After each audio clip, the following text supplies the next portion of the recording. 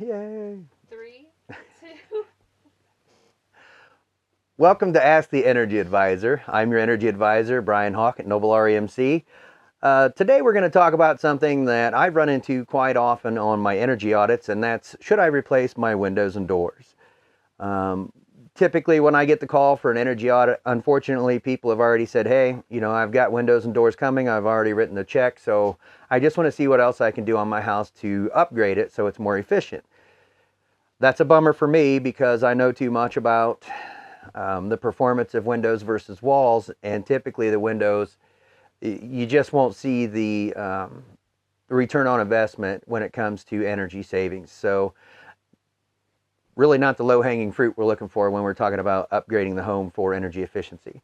But with that, so really what I want to talk about is why we feel the need to replace windows and doors. We're going to stick with windows primarily, but the number one reason I would say is comfort.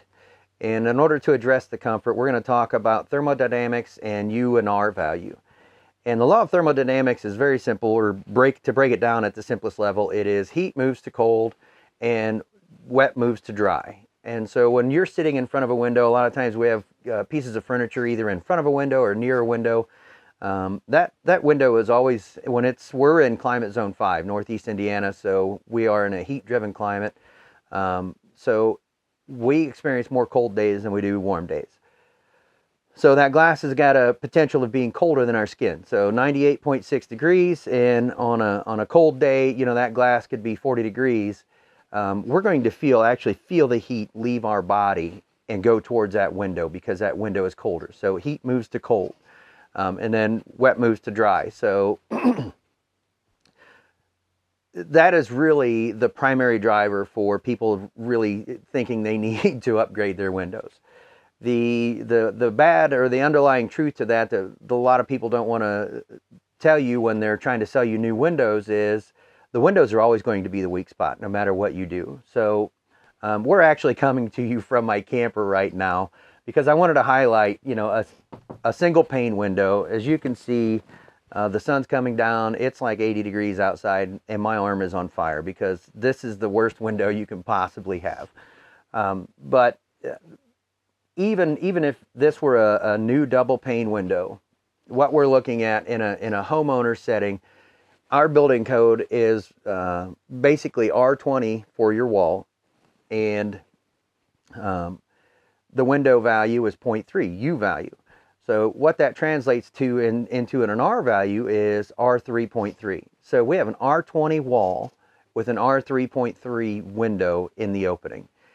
So anytime we start talking about windows needing to be replaced, our American standard is pretty much R3, R4, some of the better ones are R5. And that is for a wide space double pane window. When you take that out of an R20 wall assembly, it's still going to be your weak point. So what we're going to look at today is what are the real reasons that you should look into replacing your windows. Okay, welcome to the house. So, this part of it, we're just going to go over a couple different types of windows. We have your single pane, double pane, triple pane, which gives your performance of your glass essentially. And then the different operational types are fixed, single hung, double hung, slider, casement, and then the Cadillac that we were talking about earlier is going to be European style tilt turn. So what we have right here is just a slider window, and let me get Groot out of the way here. And just like the name says, it's just a sliding window. So we're going to go ahead. This is probably a sliding type window, is probably number 3 on the list for efficiency. As you can see, there's quite a bit of track here. Just a lot of seals in there, but this one happens to be double pane. It's early 90s window, so the pane is actually spaced pretty well. So when you're looking at that, we're literally, like we said in the camper, we're looking for a wider space to give you more efficiency. Okay. Now what we've got is a double hung, double pane window, and just as it says, it's operable from both panes, or both sashes are operable. Very just a standard replacement window is what this is. This does have argon, and it does have a low E coating. And we're going to get into that a little bit more in detail here in a little bit. But this takes me to my first step or my first, why would you want to replace your windows? And in this case, this window has actually broken its piece that holds one of the sashes in place so that you can tilt it in. So if you find yourself with more broken parts on your windows than usable parts, that might be the time. That's actually a good cause for replacement. This happens to be from the top sash, so you can, I'm not going to replace the window for that, but you know, this is one of the pieces that can actually fail. It is typically replaceable. In this instance, it has stripped the screw from the vinyl, so it's not replaceable. But that's one of the things you can look for if your windows are not operating as they should, if you have broken pieces, and we're going to show another broken piece. And then we're about to go look at one that is near and dear to my heart, and that's when the argon escapes. So this is not dirt on the window, although it looks like it. This is on the inside between the two panes. This is what your window looks like when the argon escapes. I don't want to call it a natural phenomenon, but they can't fill the sash completely with argon. Not going to get into long details, but in this case, it was premature failure on the sash. Typically, I think they say account for, or they figure 1% loss annually on argon, which gives you a long span of window operation. The long and short of it is, when we're talking about true window replacement, we talked about thermodynamics. If your windows are uncomfortable and you want to replace them because you're uncomfortable, great. One of the things, you know, talking about heat leaving your body, something else that could be happening, there could truly be a small leak, and that's, we've got window stops here. These are replacement windows, so they were replaced from the inside. You want to make sure there's caulk on the outside. You want to make sure there's caulk on the inside, you know, where your sash stop is. You can caulk around the outside of the trim. There are multiple different ways to distinguish whether it's actually a window failure or, you know, thermodynamics, and that's as simple as a phone call to me and I'll come out and do an audit for you. But couple more hacks, so to speak, for not replacing your existing windows is, if you have a wall of windows on the west side of the house, they're older but they operate fine, they look fine, you know, everything works except for you can feel a lot of heat coming through that window. You can actually just go buy window tint, self-adhering window tint, and you can tint your windows yourself. You'd be amazed at how much that will knock down your AC bill in the summertime, because you're blocking all that radiant heat from coming in the window. Very easy to do, just a piece of cake for you to do that. Getting back to the law of thermodynamics, we talked about heat moving to cold. Let's talk about wet moving to dry. What happens in our climate, again, climate zone 5, is it's typically cold outside, and any moisture that's in the house in the form of vapor will find its way over to a cold surface and drop its moisture. So that's where it's very common in new homes, and I'll explain that in a minute.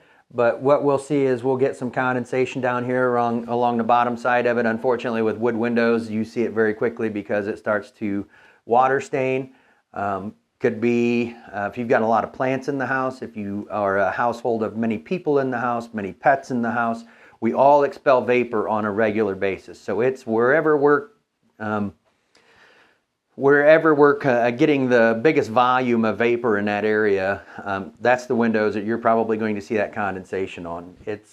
Could be a failure on the window, could be a little bit of an air leakage, it could be, you know, the argon being gone, so now we don't have the R value in this window pane that we used to.